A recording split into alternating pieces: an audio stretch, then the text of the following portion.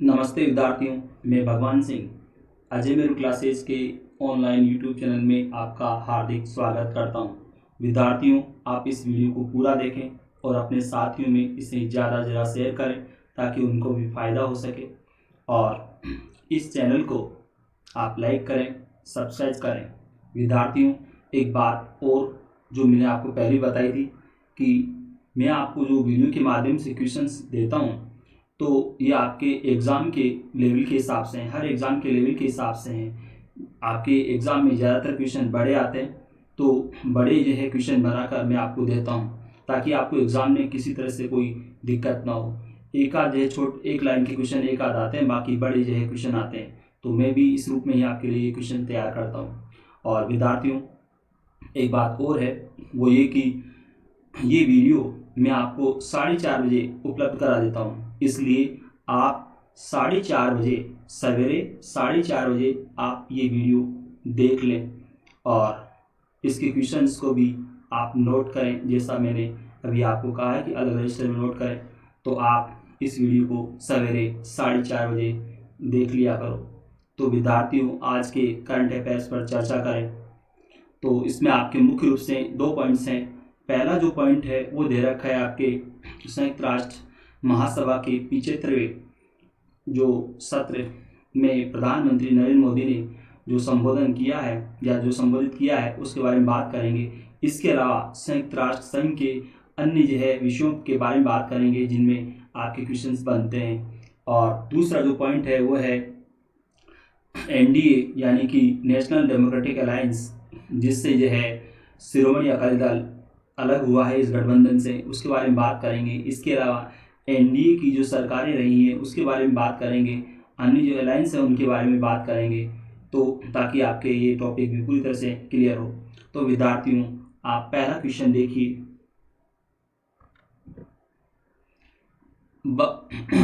प्रधानमंत्री नरेंद्र मोदी ने संयुक्त राष्ट्र महासभा के सत्र को संबोधित करते हुए सुरक्षा परिषद में भारत की स्थायी सदस्यता की दावेदारी पर जोर दिया। यह संयुक्त राष्ट्र महासभा का कौन सा सत्र है? तो राइट आंसर है 75वां सत्र। और विद्यार्थियों, यहाँ पर इसके बारे में यानी कि संयुक्त राष्ट्र संघ के बारे में और इस सत्र के बारे में मैं आपको और अतिरिक्त जानकारी दे देता हूँ।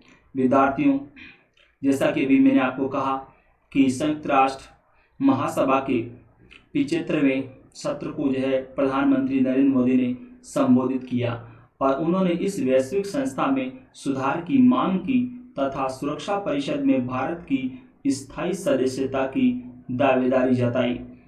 और यानी कि सुरक्षा परिषद में जो स्थायी सदस्य होते हैं 5, तो भारत को भी इसमें शामिल करे सुरक्षा परिषद की स्थायी सदस्य के रूप में। तो ये भारत की जो स्थायी सदस्यता की दावेदारी उन्होंने जताई और उस विषय में जो है उन्होंने बहुत कुछ जो है बातें बताई और भारत की जो है संयुक्त राष्ट्र संघ में जो योगदान है भारत का उसके बारे में उन्होंने बताया और इस तरह से भारत की दावेदारी को जो मजबूती से उन्होंने पेश किया। विद्यार्थियों, आपको मालूम होना चाहिए संयुक्त राष्ट्र महासभा के 75वें सत्र के अध्यक्ष तुर्की के राजनयिक वोल्कान बोल्जकीर हैं। विद्यार्थियों, इस क्वेश्चन को मैंने पहले भी लिया था और यहाँ पर मैं वापस जो है इसलिए रिपीट किया है मैंने इस क्वेश्चन को क्योंकि ये महत्वपूर्ण है। तो ध्यान रखिएगा, 75वें सत्र के अध्यक्ष तुर्की के राजनयिक वोल्कान बोल्जकीर हैं। और यहाँ पर एक बात और वो ये कि संयुक्त राष्ट्र संघ में भारत के स्थायी जो प्रतिनिधि हैं टी.एस. तिरुमूर्ति। विद्यार्थियों, आपको ये तो मालूम होगा कि संयुक्त राष्ट्र संघ की सदस्य संख्या वर्तमान में 193 है यानी कि 193 है। और आपको ये भी मालूम रखना जरूरी है कि संयुक्त राष्ट्र संघ के महासचिव हैं एंटोनियो गुतेरेस और संयुक्त राष्ट्र संघ का मुख्यालय मैनहट्टन द्वीप पर न्यूयॉर्क शहर में है। यूएसए का शहर न्यूयॉर्क यहाँ पर है। विद्यार्थियों, एक बात और आपको विशेष रूप से ध्यान रखनी है वो ये कि संयुक्त राष्ट्र संघ की आधिकारिक भाषाएं 6 हैं और इन 6 के नाम भी आपको याद रखने हैं। अंग्रेजी, फ्रेंच, रूसी, स्पेनिश, अरबी, चीनी। चीनी जिसको जो है मंदारिन भी बोलते हैं, मंदारिन। और तो विद्यार्थियों, ये 6 भाषाओं के नाम आपको याद रखने हैं जो कि संयुक्त राष्ट्र संघ की आधिकारिक भाषाओं के रूप में है। एक बात और है यहाँ पर, वो ये कि संयुक्त राष्ट्र संघ के महासचिव पद के लिए उम्मीदवार जो बनते हैं तो उनके लिए ज़रूरी होता है कि अंग्रेजी या फ्रेंच इन दोनों में से किसी भी एक भाषा का जानकार होना उसके लिए आवश्यक होता है, अन्यथा वह उम्मीदवार नहीं बन सकता। अंग्रेजी या फ्रेंच इन दोनों में से किसी एक भाषा का जानकार होना जरूरी होता है संयुक्त राष्ट्र महासचिव पद के लिए उम्मीदवार जो भी व्यक्ति बनता है उसके लिए। तो यहाँ ये दोनों बातें भी आपको याद रखनी है, अंग्रेजी और फ्रेंच वाली बात। दूसरा विद्यार्थियों, आपको ये तो खैर मालूम है कि संयुक्त राष्ट्र संघ की स्थापना 24 अक्टूबर 1945 को हुई थी और उस समय संयुक्त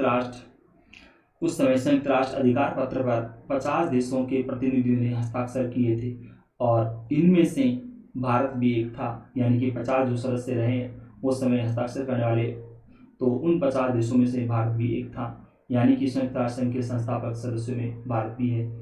और विद्यार्थियों, एक बात और है कि संयुक्त राष्ट्र संघ के 6 अंग हैं, यानी कि संयुक्त राष्ट्र संघ 6 से मिलकर बनता है।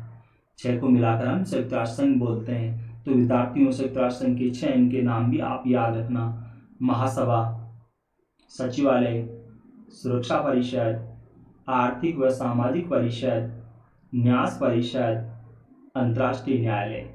तो ये 6 अंग हैं संयुक्त राष्ट्र संघ के, या यूँ कहें कि इन 6 को मिलाकर बोलते हैं संयुक्त राष्ट्र संघ।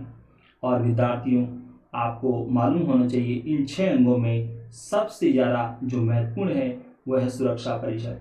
तो सुरक्षा परिषद एक तरह से जो है संयुक्त राष्ट्र संघ की कार्यपालिका के रूप में है। महासभा तो जो है विधायिका के रूप में है, और यानी कि संसद के रूप में है महासभा तो, और सुरक्षा परिषद कार्यपालिका के रूप में है, क्योंकि जो है सुरक्षा परिषद ही संयुक्त राष्ट्र संघ के नियमों को लागू करवाने का कार्य करता है।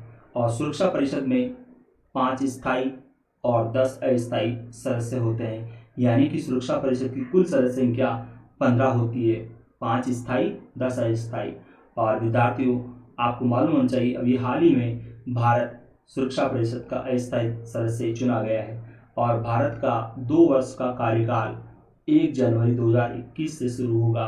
और सुरक्षा परिषद में 5 स्थायी जो सदस्य हैं उनको वीटो पावर भी प्राप्त होता है। और विद्यार्थियों, स्थायी सदस्यों के नाम भी आपको याद रखने हैं। वैसे तो ये क्वेश्चंस आपको वैसे याद होगा, परंतु फिर भी मैं आपको रिपीट कर देता हूँ। इसमें 5 जो स्थायी सदस्यों के नाम वो है रूस, अमेरिका मतलब यूएसए, ब्रिटेन, फ्रांस और चीन। तो ये 5 स्थायी सदस्य हैं सुरक्षा परिषद के जिनको कि वीटो पावर प्राप्त है।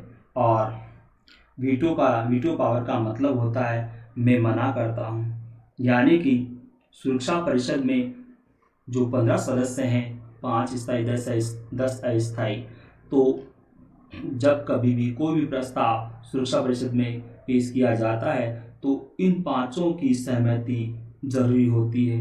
अगर 15 में से 13 जो सदस्य वो प्रस्ताव के पक्ष में हैं, यानी कि 10 जो सदस्य जो अस्थायी हैं वो, और इन 5 में से जो है अगर एक भी सहमत नहीं है, यानी कि कुल 15 हैं, तो 15 में से 10 पूरी तरह से सहमत है अस्थायी सदस्य, और इन 5 में से केवल 4 ही सहमत हैं, एक नहीं है, तो फिर वो प्रस्ताव पारित नहीं हो सकता। यानी कि अगर एक भी इन 5 में से एक ने भी अगर वीटो का उपयोग कर लिया तो प्रस्ताव पारित नहीं हो सकता। तो वीटो शब्द का अर्थ होता है मैं मना करता हूँ। तो विद्यार्थियों, यहाँ पर मैंने जो आपको अतिरिक्त जानकारी दी है तो वो आपको याद रखनी है। एक तो जो है आपको याद रखना है जो 5 स्थायी सदस्यों के नाम। दूसरा, भारत का 2 वर्ष का अस्थायी सदस्य के रूप में कार्यकाल शुरू होगा 1 जनवरी 2021 से, ये आपको याद रखना है। और कुल सुरक्षा परिषद की कुल सदस्य संख्या कितनी होती है ये याद रखना है आपको। इसके अलावा संयुक्त राष्ट्र संघ के 6 अंगों के नाम ये आपको याद रखने हैं। विद्यार्थियों से क्वेश्चंस आते हैं आपके एग्ज़ाम में, इसलिए मैं इनको आपके सामने वापस रिपीट कर रहा हूँ। इसके अलावा संयुक्त राष्ट्र संघ की स्थापना के समय कुल कितने देशों ने अधिकार पत्र पर हस्ताक्षर किए थे? तो 50। और स्थापना कब हुई संयुक्त राष्ट्र संघ की, ये आपको याद रखना है। इसके अलावा संयुक्त राष्ट्र संघ की 6 आधिकारिक भाषाएं कौन कौन सी है, वो आपको याद रखनी है। संयुक्त राष्ट्र संघ के महासचिव पद के लिए उम्मीदवार व्यक्ति के लिए कौन सी 2 भाषाओं में से एक का जानकार होना जरूरी है, ये आपको याद रखना है। इसके अलावा संयुक्त राष्ट्र संघ का मुख्यालय कहाँ है, महासचिव कौन है वर्तमान में। इसके अलावा कुल सदस्य संख्या कितनी है वर्तमान में संयुक्त राष्ट्र संघ की, और भारत के स्थायी प्रतिनिधि कौन है वर्तमान में संयुक्त राष्ट्र संघ में, भारत के स्थायी प्रतिनिधि कौन है, ये भी आपको याद रखना है। और 75वें सत्र के अध्यक्ष जो है वोल्कान वोल्स्कीर किस देश के हैं, तो तुर्की के, ये भी आपको याद रखना है। और तो विद्यार्थियों, यहाँ पर मैंने अतिरिक्त जानकारी दी है, इन क्वेश्चंस को आप याद रखिएगा। तो आप अगला क्वेश्चन देखिए। राष्ट्रीय जनतांत्रिक गठबंधन से कौन सा राजनीतिक दल अलग हो गया है? तो राइट आंसर है शिरोमणि अकाली दल। विद्यार्थियों, यहाँ पर ये क्वेश्चन वैसे तो एक लाइन के रूप में आपको दिख रहा है, परंतु क्वेश्चन बहुत महत्वपूर्ण है। बहुत सारे क्वेश्चंस मैं आपको इसके बारे में बताऊंगा। और तो विद्यार्थियों, यहाँ पर जो आपके ब्रैकेट में करके लिखा हुआ है राजग, तो ये शॉर्ट नेम है राष्ट्रीय जनतांत्रिक गठबंधन, जिसको शॉर्ट रूप में हम बोले राजग। और जो है अंग्रेजी में अगर हम बोलें तो NDA, national democratic alliance, national democratic alliance, जिसको आप हिंदी में बोल रहे हो राष्ट्रीय जनतांत्रिक गठबंधन एनडीए। तो यहाँ पर एक बात और कि जैसा कि मैंने अभी आपको ये क्वेश्चन में दिया है, तो शिरोमणि अकाली दल जो कि राजग में यानी कि एनडीए में शामिल रहा है, तो वो अलग हो गया है। और इसके अलावा जो ऑप्शन में आपके दे रखा है लोक जनशक्ति पार्टी, जनता दल, एकीकृत, अन्नाद्रमुक, ये तीनों पार्टियां एनडीए में शामिल है। और तो विद्यार्थियों, ये सब कुछ है क्या, इस तरह से एनडीए क्या है, कैसे बना, इसके बारे में मैं आपको जानकारी देता हूँ। तो विद्यार्थियों, वर्तमान में भारतीय राजनीति में वर्तमान में दो बड़े गठबंधन हैं।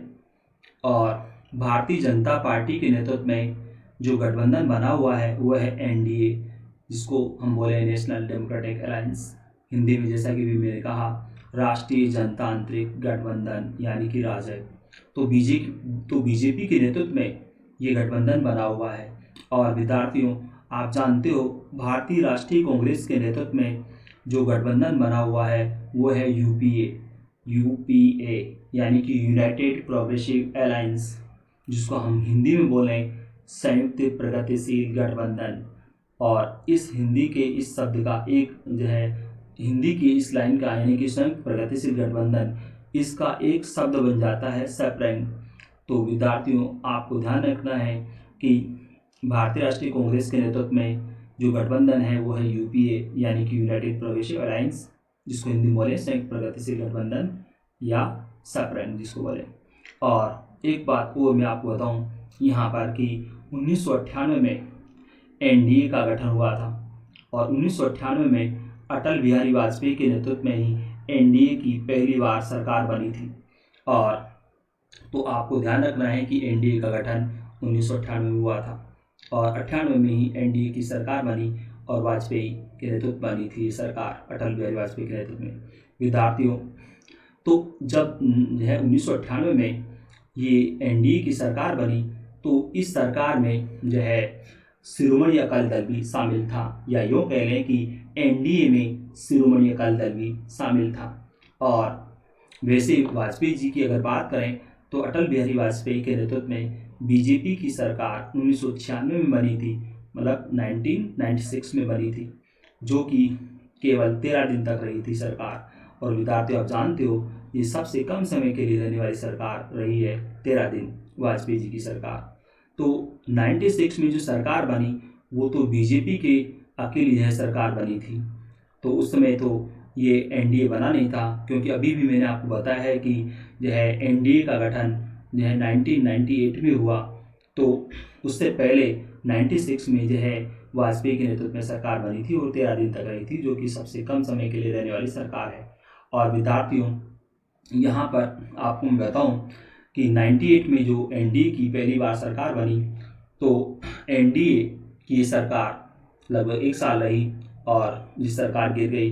1999 में चुनाव हुए फिर से, तो एनडीए की सरकार दोबारा बन गई, जो कि 2004 तक रही। और यहाँ पर आपको मैं बताऊं कि वाजपेयी जी की अगर बात करें तो इस तरह से वाजपेयी जी 3 बार प्रधानमंत्री रह चुके हैं। एक तो मैंने अभी आपको कहा कि 1996 में बीजेपी की सरकार जब बनी 13 दिन के लिए, तो उसमें रहे प्रधानमंत्री। और फिर 98 में दोबारा सरकार बनी जो है वाजपेयी के नेतृत्व में एनडीए के हिसाब से बोले तो पहली बार एनडीए की जो है सरकार बोले तो पहली है 98 में, परंतु बीजेपी की जो सरकार जो रही वो 96 में रही, क्योंकि उसमें गठबंधन नहीं था इसमें। तो वाजपेयी जी 96 में प्रधानमंत्री बने, फिर 98 में बने, फिर दोबारा तीसरी बार जो है वो जो है 1999 यानी कि 1999 में जो है वो प्रधानमंत्री बने। तो ये भी आपको याद रखना है विद्यार्थियों, वाजपेयी जो है 3 बार प्रधानमंत्री रहे थे और 2004 तक रहे, जैसा कि भी मैंने आपको कहा 1999 से 2004 तक रहे। ये सरकार तीसरी बार जो बनी थी। और तो इसमें आपको अलग अलग रूप में याद रखना है इन चीज़ों को विद्यार्थियों। यहाँ पर जैसा कि मैंने कहा कि 1999 में जो है एनडीए की जब दोबारा सरकार बनी, तो ये 2004 तक रही। और 2004 में जब चुनाव हुए तो यूपीए की सरकार बनी थी, यूनाइटेड प्रोग्रेसिव अलायंस। और यहाँ पर आपको मालूम होना चाहिए 2004 से 2009 तक ये यूपीए की सरकार रही। और फिर 2009 में चुनाव हुए तो फिर से यूपीए की सरकार बनी और इन दोनों यूपीए सरकार में प्रधानमंत्री रहे मनमोहन सिंह। और फिर 2014 में जब चुनाव हुए तो नरेंद्र मोदी के नेतृत्व में एनडीए की तीसरी बार सरकार बनी। और विद्यार्थियों, जब ये एनडीए की सरकार बनी तीसरी बार, तो इसमें भी शिरोमणि अकाली दल जो है शामिल था। और उसके बाद 2014 के बाद 2019 में जब चुनाव हुए तो चौथी बार एनडीए की सरकार बनी और इसमें भी शिरोमणि अकाली दल शामिल हुआ। और परंतु जैसा कि आप जानते हो कि यहाँ का जब संसद से ये कृषि बिल जो है पास हुई, तो इसके विरोध को लेकर शिरोमणि अकाली दल की जो है हरसिमरत कौर ने मंत्री पद से इस्तीफा दिया और अब यानी कि 26 सितंबर को जो है शिरोमणि अकाली दल एनडीए से भी अलग हो गया। तो आपको ध्यान रखना है, इसमें एक बात और मैं बताऊं कि शिरोमणि अकाली दल के वर्तमान में जो अध्यक्ष हैं वो हैं सुखबीर सिंह बादल। तो विद्यार्थियों, यहाँ पर जो अलग अलग क्वेश्चंस मैंने आपको बताए हैं वो ये कि एक तो आपको ये ध्यान रखना है कि एनडीए सरकार में शिरोमणि अकाली दल जो है कितनी बार रहा, तो आपको याद रखना 98 में, 99 में और फिर यहाँ के ये 2014 में और फिर 2019 में। तो 2019 में जो है ये सरकार में शामिल हुए थे, परंतु अब ये जो है दल एनडीए से अलग हो गया है। और विद्यार्थियों, यहाँ पर आपको एक बात और ध्यान रखनी है, वो ये कि एनडीए की है कुल कितनी बार सरकार बन चुकी है अब तक, तो 4 बार। और एक अकेले बीजेपी ने अपने स्तर पर सरकार बनाई थी, वो 1996 में बनाई थी। तो विद्यार्थियों, यहाँ पर ये अलग अलग क्वेश्चंस मैंने बताए हैं, इनको आपको याद रखना है। और एनडीए कब जो है एनडीए का गठन कब हुआ ये भी आपको याद रखना है। तो जो भी जो है क्वेश्चंस आपके बनते हैं वो सारे मैंने आपको बता दिए हैं। तो विद्यार्थियों, क्वेश्चन बहुत महत्वपूर्ण है और आपको जो मैंने ये क्वेश्चंस बताए हैं इनको आप जरूर याद रखिएगा। तो आप अगला क्वेश्चन देखिए। जानी मानी अर्थशास्त्री, विद्यार्थियों प्रिंट मिस्टेक है, थोड़ा सा सही करना। जानी मानी अर्थशास्त्री ई सर जज अहलूवालिया किस पद पर रही है जिनका 26 सितंबर को निधन हो गया? तो राइट आंसर है अंतर्राष्ट्रीय आर्थिक संबंधों पर भारतीय अनुसंधान परिषद की चेयरमैन। विद्यार्थियों, आपको मालूम होना चाहिए कि इन्होंने स्वास्थ्य खराब रहने के कारण पिछले महीने ही इस पद से इस्तीफा दिया था, यानी कि भारतीय अनुसंधान यानी कि अंतर्राष्ट्रीय आर्थिक संबंधों पर भारतीय अनुसंधान परिषद की चेयरमैन रही है और पिछले महीने ही इन्होंने चेयरमैन के पद से इस्तीफा दिया स्वास्थ्य कारणों से। और क्योंकि इनकी उम्र जो है 74 वर्ष है, 34 वर्ष रही है।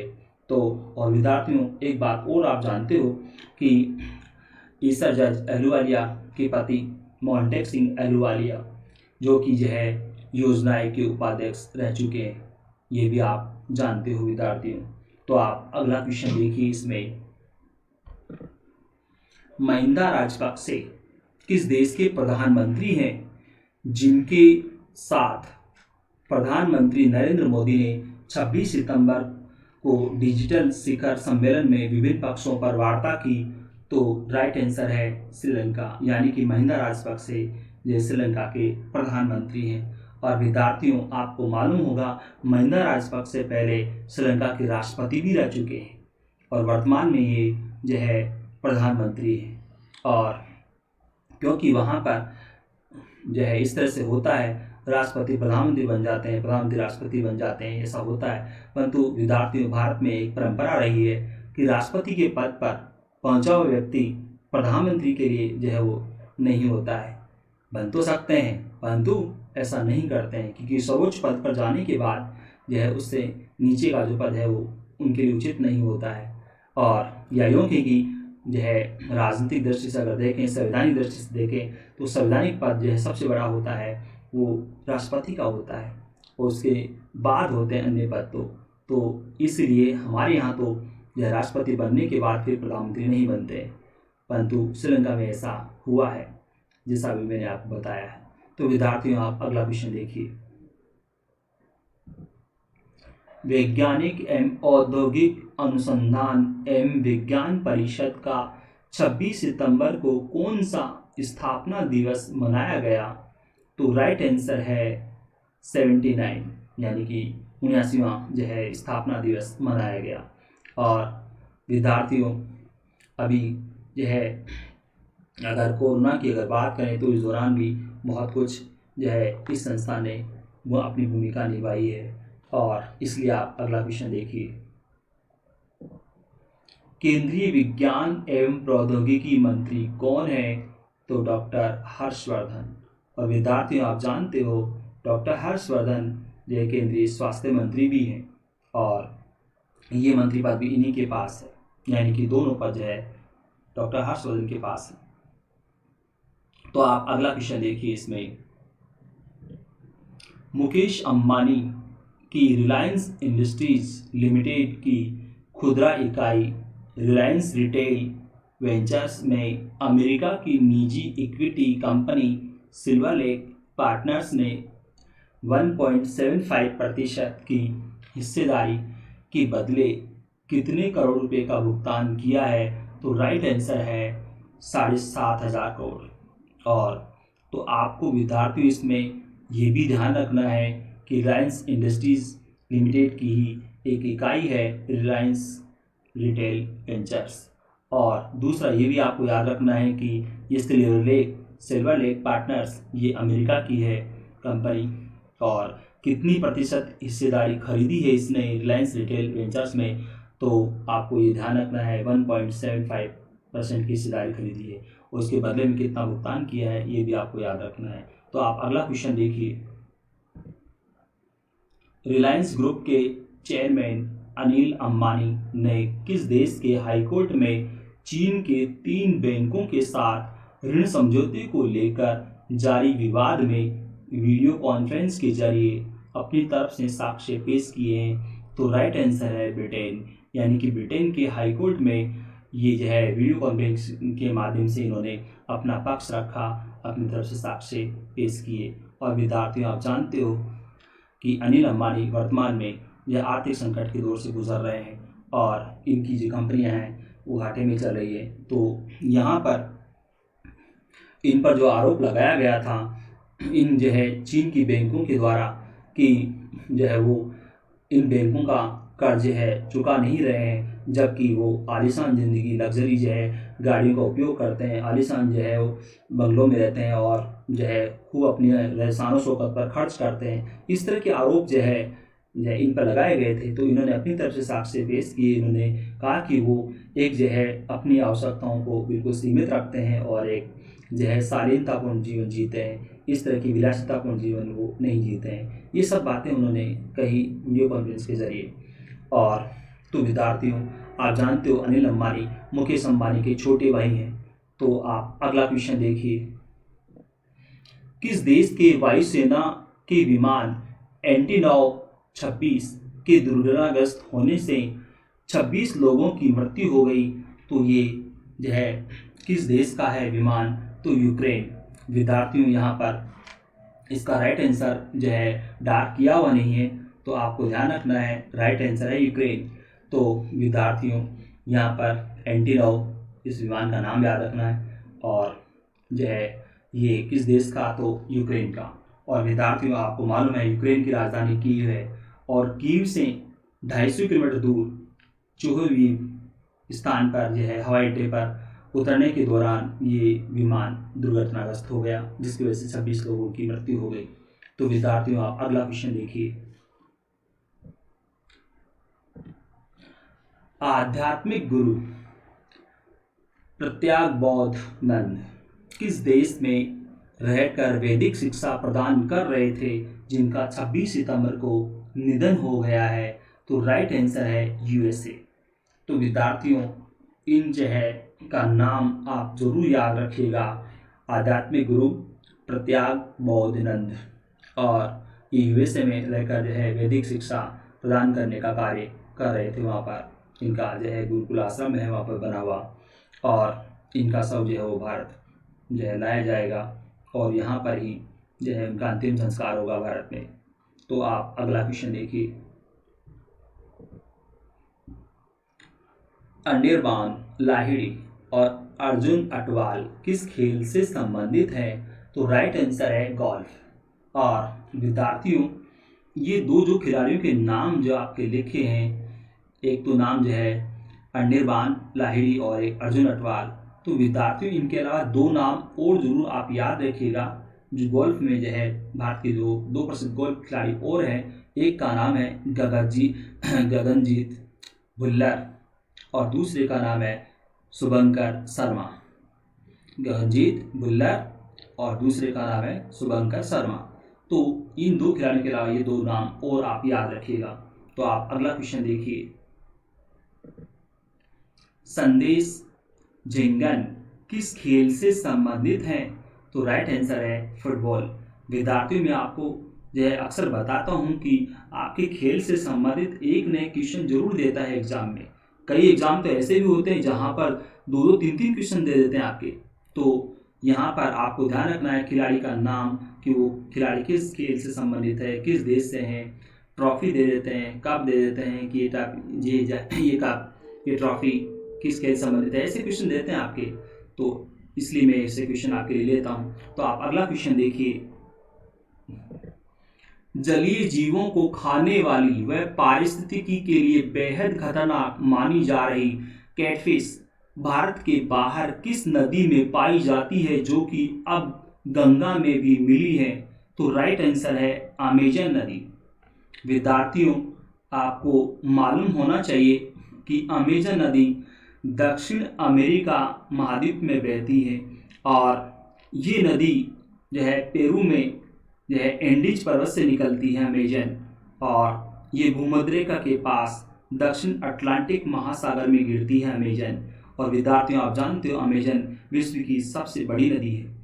और विद्यार्थियों, यहाँ पर मिसिसिपी और मिसोरी का नाम जो लिखा हुआ है, तो ये दोनों नदियाँ संयुक्त राज्य अमेरिका में बहती है। डार्लिंग जो नदी है ये ऑस्ट्रेलिया में बहती है। और यहाँ पर इस मछली की बात करें तो विद्यार्थियों जो है वाराणसी में गंगा नदी में जो है 3 सितंबर और 24 सितंबर को जो है कैटफिश प्रजाति की 2 मछलियाँ जो है मिली है, जिसकी वजह से वैज्ञानिक आश्चर्यचकित हैं कि ये भारत में कैसे है यहाँ पर पाई गई है, और क्योंकि ये तो अमेजन नदी में मिलती हैं और यहाँ पर गंगा में ये कैसे मिली है, इसलिए वैज्ञानिक आश्चर्यचकित है। तो विद्यार्थियों, यहाँ पर आपके क्वेश्चन में लिखा हुआ है कि जलीय जीवों को खा जाती है मछली, इसके अलावा पारिस्थितिकी के लिए भी खतरनाक है। और इस मछली के बारे में अगर बात करें तो इसमें जो है न तो कोई खाद्य गुणवत्ता होती है और न ही औषधीय कोई गुण होते हैं इसमें, तो इसलिए ये जो है भारत की पारिस्थितिकी के लिए या गंगा की जो है ये एक तरह से खतरनाक मानी जा रही है, इसलिए वैज्ञानिक आश्चर्यचकित हैं। तो विद्यार्थियों, इस मछली का नाम आप जरूर याद रखिएगा, कैटफिश प्रजाति की मछली। तो विद्यार्थियों, आपको ये वीडियो कैसा लगा इसे लाइक करें, सब्सक्राइब करें। धन्यवाद।